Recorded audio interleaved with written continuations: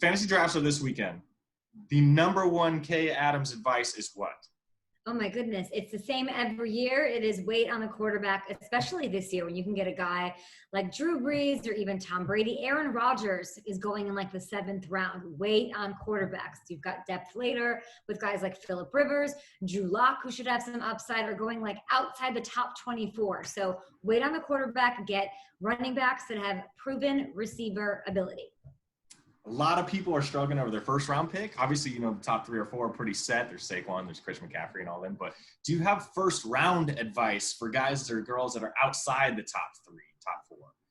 I feel like you just want to go with a running back in the first round. Even Michael Thomas, who I absolutely love, he's great, but I would still go Alvin Kamara's of the world. Josh Jacobs is really interesting. If you're thinking, oh, maybe I want Michael Thomas or Josh Jacobs.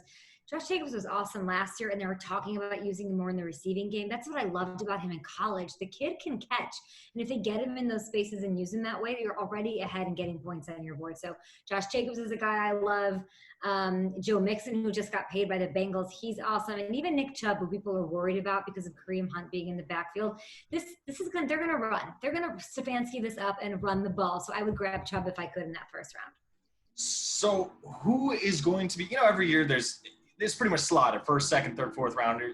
Where you pick is basically where you pick. You're not reaching too much. But generally there's one guy that wins you your fantasy league. It's usually somewhere in the third, fourth, fifth round that comes out of nowhere. Kareem Hunt, I remember even a couple years ago, and he dominated.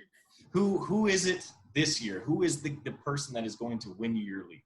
Yeah, a guy who's going out of the first round right now is Miles Sanders, the Philadelphia Eagles running back. I'm obsessed with him. I talked to him earlier this offseason about what's motivating him, what his goals are. He wants to be the MVP. He wants to beat his old teammate at Penn State, Saquon Barkley. I wouldn't be surprised if Miles Sanders actually does outperform Saquon Barkley. He crushed it the last 7 games of last season, and that's when he finally got the job. And they said, you know what, you're the feature dude. No more Jordan Howard. Take this thing and run.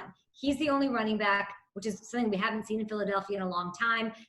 So Miles Sanders is a sleeper of yours. Who is a deep sleeper of yours? Deep sleeper. We're talking 7th, 8th, 9th. A deep sleeper of my – I'll go Gardner. I'll give you 2.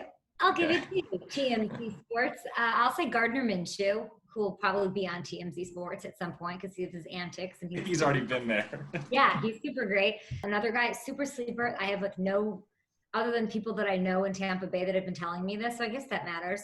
Scotty Miller, who is the slot receiver in Tampa Bay, right? So yes, you have Godwin, you have Mike Evans, we get it, OJ Howard, Gronkowski, but he's the slot receiver who apparently has had this amazing camp, and we are hearing that, I heard today that Brady is calling him Scooter, and he has a nickname, and I'm like, that's just that is some Edelman Amendola stuff right there. He's going to be the kid, moving the chains on the field. Scotty Miller. Incredible inside information. Last one for you. The biggest bust of the fantasy draft season will be? Oh, man. Not that you don't have to railroad anybody, but I'm just saying guys that are picking a guy that you think that you should probably avoid.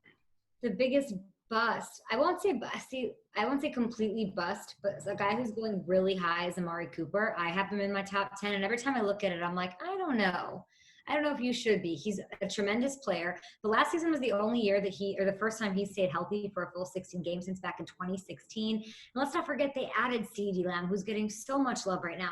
They do have Zeke Elliott. It's a really powerful offense, but adding Blake Jarwin, all these different guys, I'm just worried he's going to have more fantasy opportunities and more volume. I'd rather have a guy like Allen Robinson in Chicago. I know that quarterback situation's not great, but he's proven he can do it with whoever's throwing him the ball. Him and Adam Thielen for the sheer volume that they're going to get over Amari Cooper.